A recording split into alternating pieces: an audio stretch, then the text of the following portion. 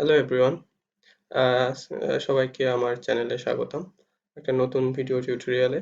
আমি আজকে আপনাদের দেখাবো কিভাবে মাইক্রোসফট ওয়ার্ডে আপনি আপনার থিসিস রিপোর্টটা কমপ্লিট করতে পারেন।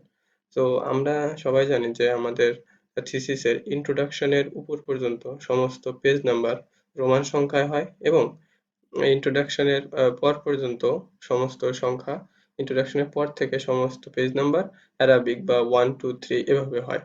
তো আমি আজকে আপনাদের দেখাবো সেটা কিভাবে হয়। তো প্রথমে যদি আমি আপনাদের ফরম্যাটটা একটু দেখানোর চেষ্টা করি। ফরম্যাটটা হচ্ছে এরকম। ওকে, আপনারা এখানে দেখতেই পাচ্ছেন যে প্রথম যে সংখ্যাগুলা এগুলো সব রোমান সংখ্যা এবং ইন্ট্রোডাকশন থেকে বাকি পেজ নাম্বার গুলা সব 1 2 3 এভাবে। তো চলুন দেখা যাক এটা কিভাবে তৈরি করা যায়। সো আমি আমার একটা রিপোর্ট নিয়ে নিয়েছি এবং আপনারা দেখতে পাচ্ছেন আমার রিপোর্টে কোনো পেজ নাম্বার নাই। তো প্রথমেই আমি আমার রিপোর্টে পেজ নাম্বার অ্যাড করে নেব। তো ইনসার্টে গিয়ে পেজ নাম্বারে ক্লিক করবেন, করে বটম অফ দ্য পেজ আপনি যে কোনো একটা স্টাইল এখান থেকে চুজ করে নেবেন। তো চুজ করে নিলাম।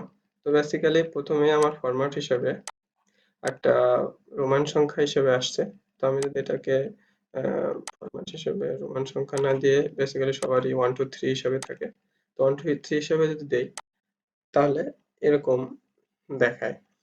তো এবার আমাদের যেটা করতে হবে, কারণ আমাদের এখানে 1 2 3 বাদে এখানে রোমান সংখ্যা 1 2 রোমান 2 এভাবে থাকবে।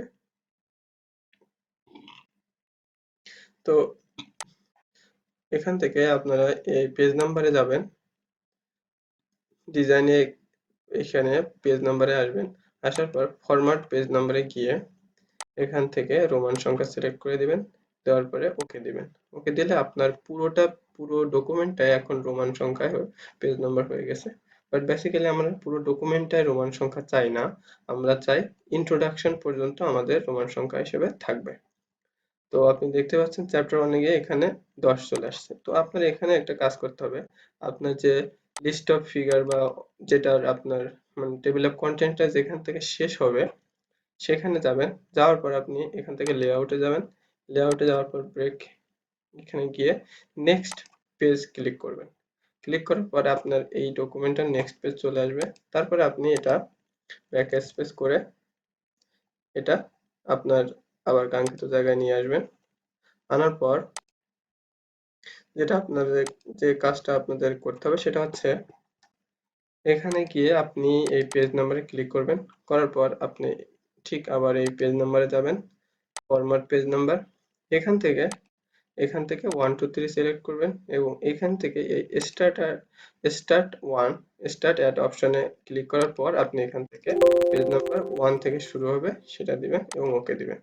দিলে দেখবেন যে আপনার পুরো ডকুমেন্টটাই 1 2 3 এভাবে পুরো ডকুমেন্টে চলে আসছে।